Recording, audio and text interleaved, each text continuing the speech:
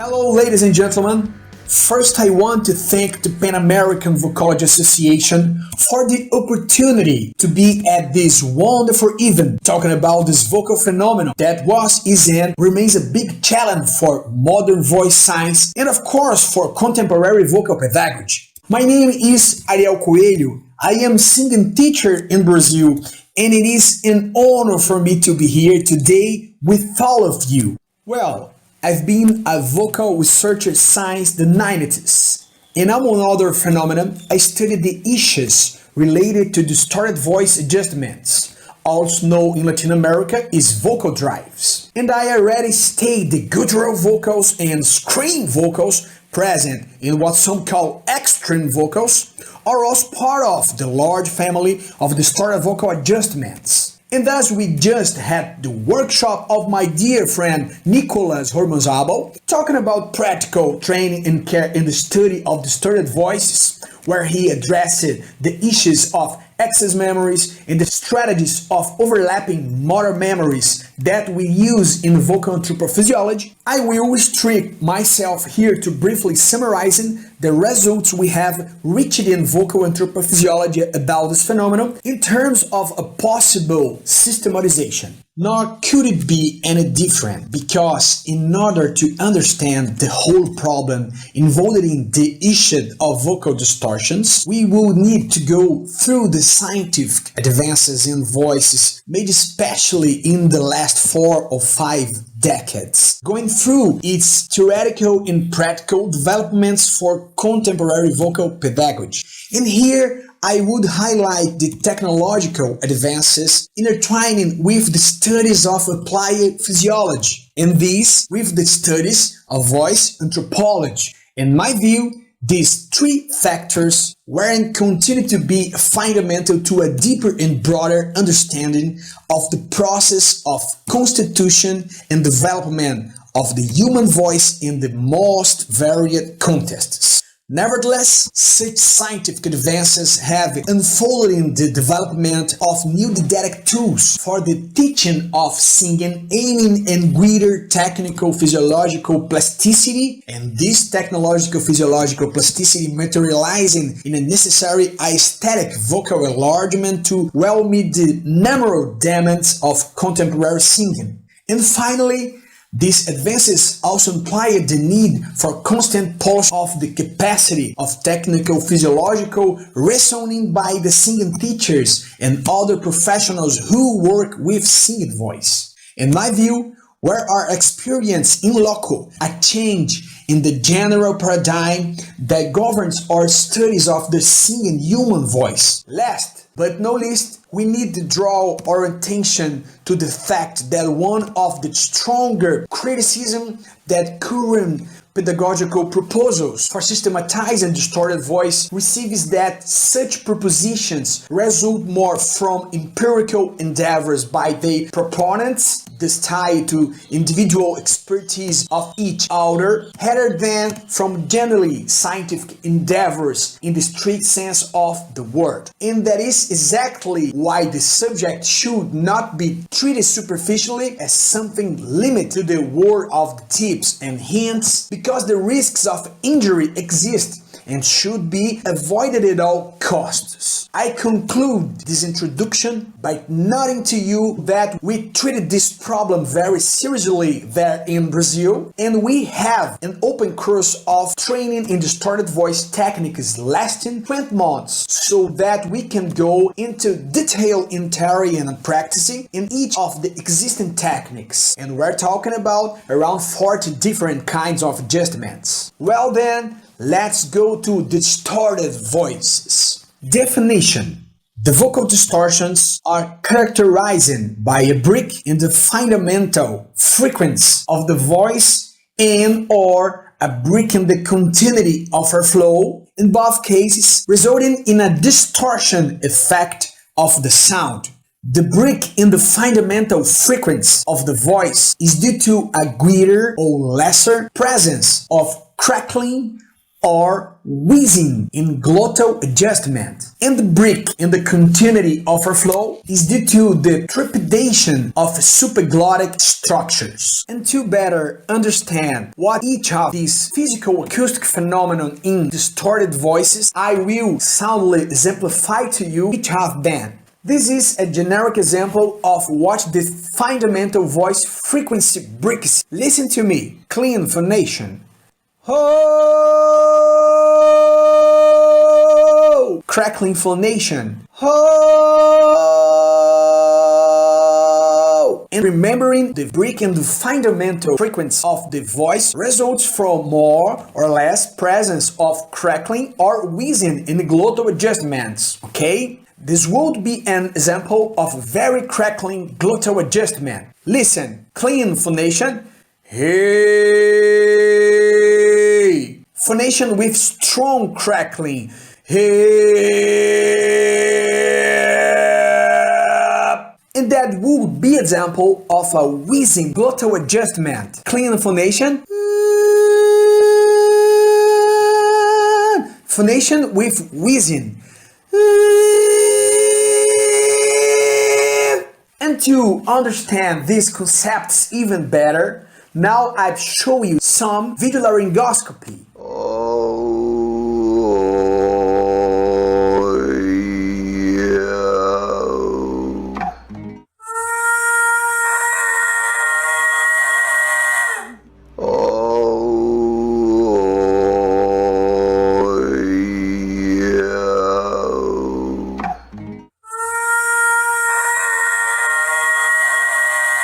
As for the flow continuity break concept, this is a good sound example.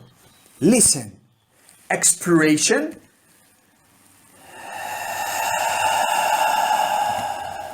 Oscillation of the uvula.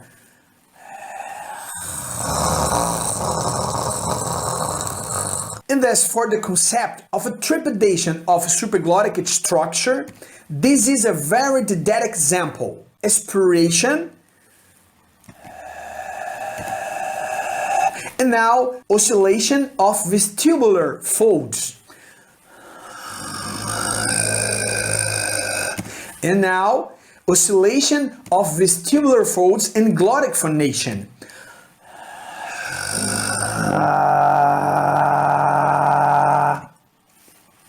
Let's watch a video laryngoscopy to better understand these concepts in practice.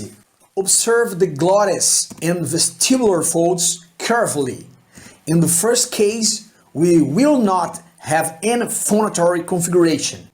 The sound will be caused by the rubbing of the uvula at the base of the tongue. In the second case, it will be possible to see a phonation configuration in the glottis in the oscillation of the vestibular folds, arioepiglottic folds, and cornlid cartilage. Let's see.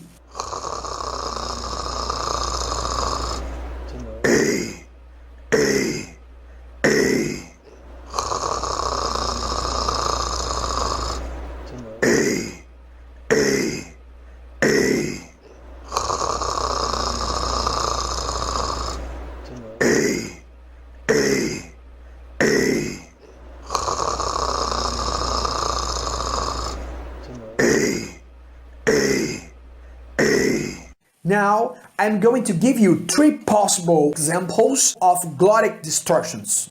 First example.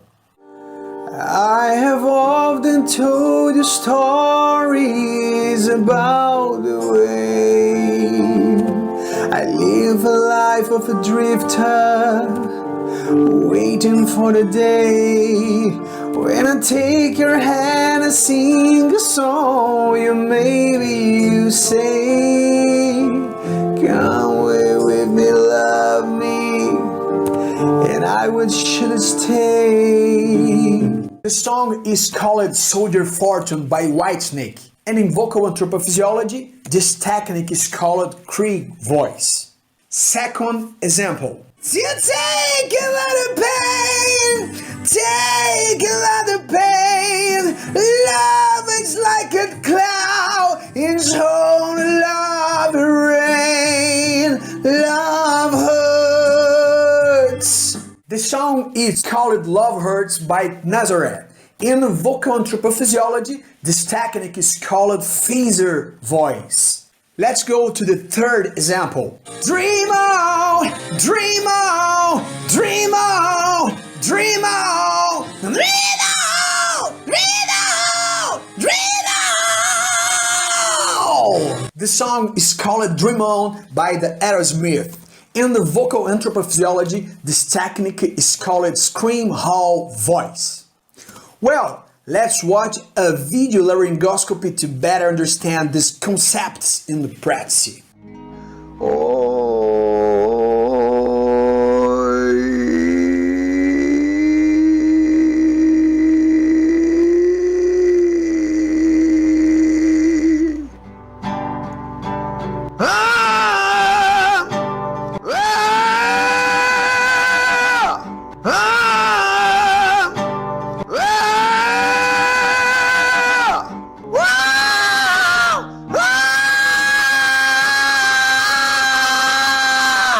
Superglottic distortion are characterized by the loss of continuity of a flow, which results from the trepidation of superglottic structures. And I will give 3 possible examples of superglottic distortions. Example 1. I see trees of green, red roses too. I see them bloom for me and you. When I think to myself, what a wonderful world. As everyone knows, the song is called Wonderful World by Louis Armstrong. And in vocal anthropophysiology, this technique is called growling voice. Example 2. Rock me, baby! Rock me all night long! All night long! Rock me, baby! Rock me all night long! All night long! The song is called Rock Baby by Johnny Winter, and in vocal anthropophysiology, this technique is called growling rubbing voice. And example 3. Pretty woman, won't pardon me, pretty woman, I couldn't help but see, pretty woman. As everyone knows, the song is called Pretty Woman by Roy Orbison. And in vocal anthropophysiology, this technique is called cool voice. And now we are going to watch a video laryngoscopy to better understand these concepts in practice. Whoa, Ray, whoa, grill, grill,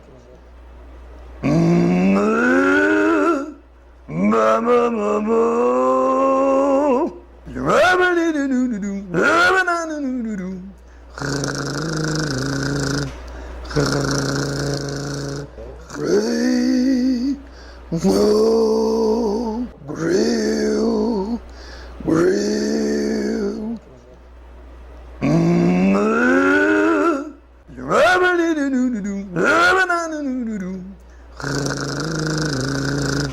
grill. And mixed distortions are characterized by the simultaneous presence by overlapping glottic and superglottic adjustments to a greater or lesser extent of crackling, wheezing, and trepidation. I will give 3 possible examples of mixed distortions. Example 1, caveman grunting. Example 2, crackling flow grunting.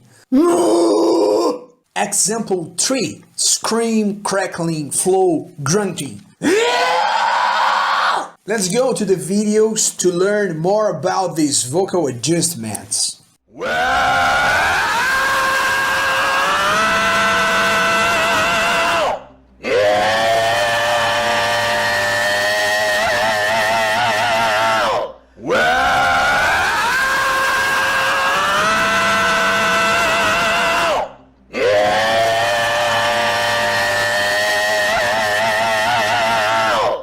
Note that mixed vocal distortions result in increased vocal intensity, but it is necessary to register here that the control of voice intensity is essential to safely produce distorted voice techniques. And to ensure this control, in Brazil, we have been using this equipment, earphone, Mindvox, audio voicer, whose goal is to train the singer to produce by desired sounds without extrapolating the intensity and end up arming both their perception system as for the larynx.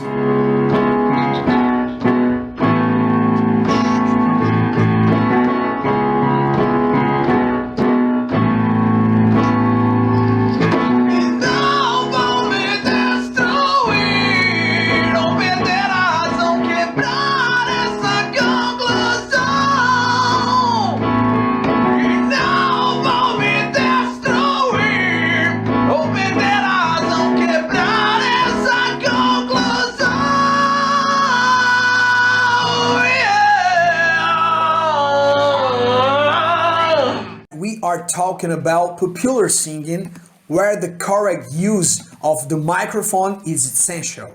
This larynx thinks. When we look at the phenomenon from the perspective of vocal anthropology, which is a branch of ethnomusicology, we see the presence of vocal distortion in tribal songs, religious songs, folk songs, and various other popular music subgenres such as soul, blues, rhythm and blues, boogie-woogie, pop music, country music, rock, and its many subgenres among others. And now, to get to know the vocal distortion sounds better, let's take a walk through the international pop repertoire. And we will use the auditions to explain a little more the proposal of anthropophysiological systematization of the study and teaching of vocal distortion techniques. Let's start with the glottic distortions.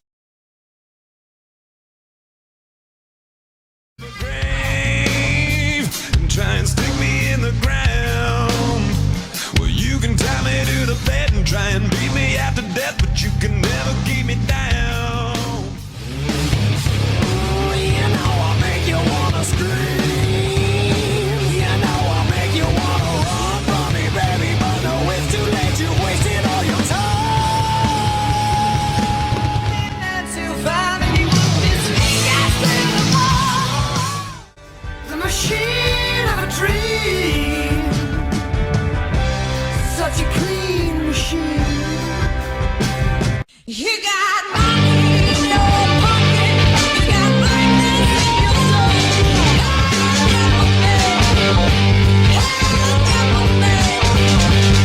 Getting off on you, getting off on me. You get what you want, but nothing is the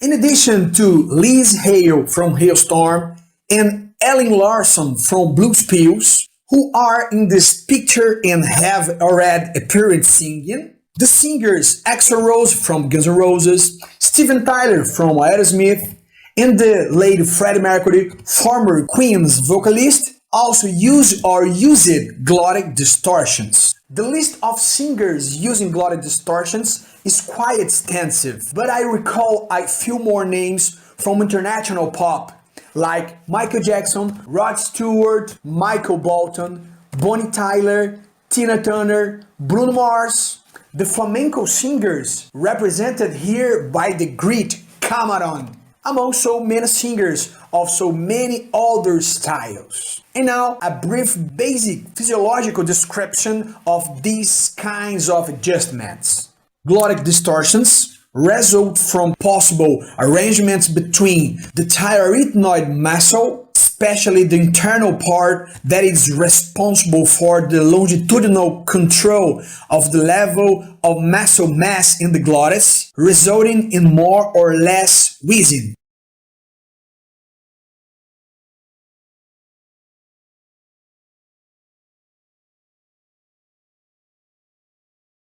the lateral cricoarytenoid and posterior cricoarytenoid muscles, which are responsible for controlling the closing, opening of the arytenoid cartilage, resulting in more or less crackling.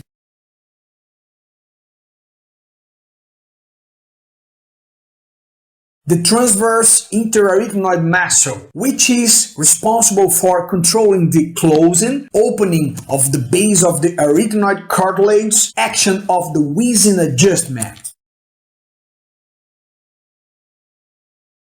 In the oblique interarytenoid muscle, which are responsible for controlling the closing, opening of cuneiform cartilage and corniculate cartilage. Of course, we would need more time here to look more closely at the physiological mechanics described, but then it is just a record and even a tease, okay? Let's move on to superglottic distortion. Rock me, baby! Rock me all night long! Rock me all night long! You're lonely just like me.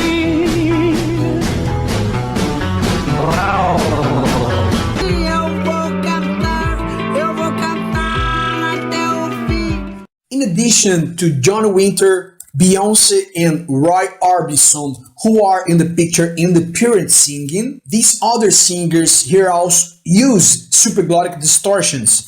Baby Consuelo, lead singer of Brazilian band called Os Novos Baianos, and the deceased and great singer Aretha Franklin. And the list of singers using superglottic distortion is also extensive, but just to name a few here, we have Louis Armstrong, Joey Cooker, Buddy Guy, Little Richard, Whitney Houston, Christina Aguilera, Joss Stone, and Jess G. And physiologically, what do we have? Superglottic distortions result from possible arrangements between aryepiglottic folds, the oblique interarytenoid muscles, and the thyroepiglottic muscles, which in joint action are responsible for controlling the medialization of the vestibular folds as well as for the anteroposteriorization of the glottic cartilage. And we also have the muscle of the soft palate, which control the raising and lowering of the soft palate. Well, let's get to the mixed distortion finally. If you like to gamble, I tell you how you land. You win some, lose some, it's still the same to me. Welcome to the anarchy. Enigmatic entity. The grand illusion destitution. In fact, they want it all. We walk this earth with fire in our hands. Eye for an eye. We are Besides Russell Allen from Symphony X and Angela Gosso, ex-Arch Enemy vocalist, which appear in the picture and which we heard in the audio, these other singers also use mixed distortion vocal techniques. Ronnie James Dio, Black Sabbath, Rainbow, Masha Scream from Arcona, and Robbie Halford from Judas Priest. The list of singers using this type of distortion is also extensive, but I want to mention at least two names here. Dave Grohl from Foo Fighters and late Chester Bennington from Linkin Park. As for the basic physiological description of the mixed adjustments, mixed distortions result from composite arrangements performed simultaneously between glottal and superglottic adjustments. That is, there is an overlap of glottal and superglottic adjustments. And so we conclude that these are the three big families of distorted voice techniques. And given the advances in voice science and contemporary vocal pedagogy in the study of the phenomenon, we educators can no longer ignore it in our practices. Of course, we need to go even further in the study of this complex intriguing and fantastic vocal phenomenon, understanding its intrinsic relationship with other clean vocal adjustments that make up the technical vocal scope of contemporary singing. And I conclude by reiterating that, in my view, we are experiencing an important paradigm shift in the world of vocal pedagogy, where old dogmas are given way to new vocal ideas and practices. Long live the Vocology. These are my contacts, and it will be a pleasure to continue this and many other matters with you. Here's a big, strong, brotherly hug for each of you. See you next time.